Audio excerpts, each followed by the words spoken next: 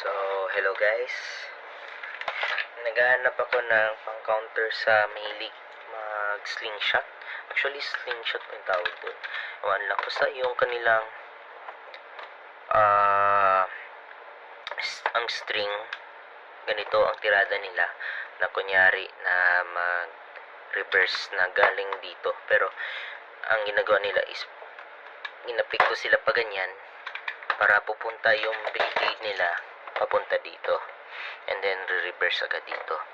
So, ang resolution natin dyan para ma-counter is advance X dash lang yapon na galing dito na side. Ito na side. So, hanapan natin ng resolution kung saan bang target. Dito ba? Dito? Or dito? Hindi dito pwede kay ma-suicide. Or dito ba? Ang importante, yung mapadali yung motion ng Beyblade ninyo. Like, merong seconds, 0.seconds, 10th of seconds, mga ganun something na, para pagkabitaw,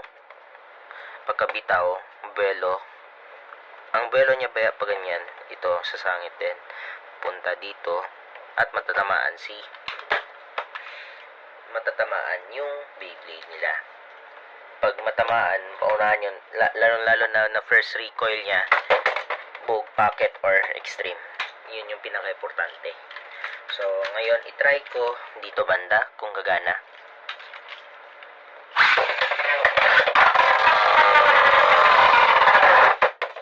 Gagana siya, guys. Dito banda. Pero, yun lang suicide. Try natin ulit na full force. Ayun.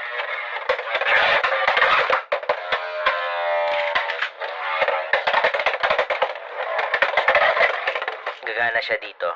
Next, dito.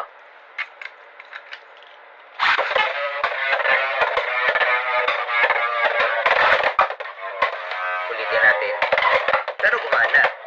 Pero may 1 second na napundo dahil 1, 2, then bago siya nag-ikot. Dito gumagana agad. And next, dito.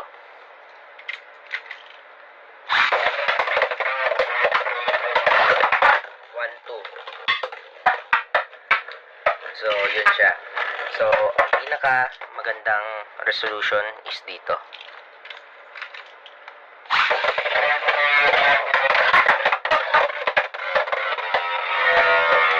Kailangan nakaplat ang tira nyo, ha. Hindi tilt. Pero anyway, kunyari dito pa ganyan. Pero ang gagawin niyo is kahit konting uhit lang, makuhit nyo lang siya. Kasi panigurado na dito yan pupunta yung kalaban yung mahilig full force.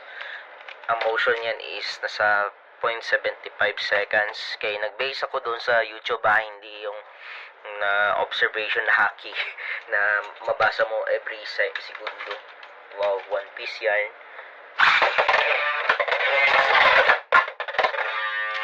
So, yun lang. And then last, ito.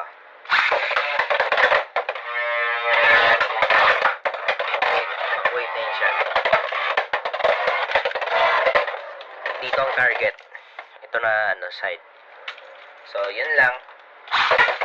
Ay, mali.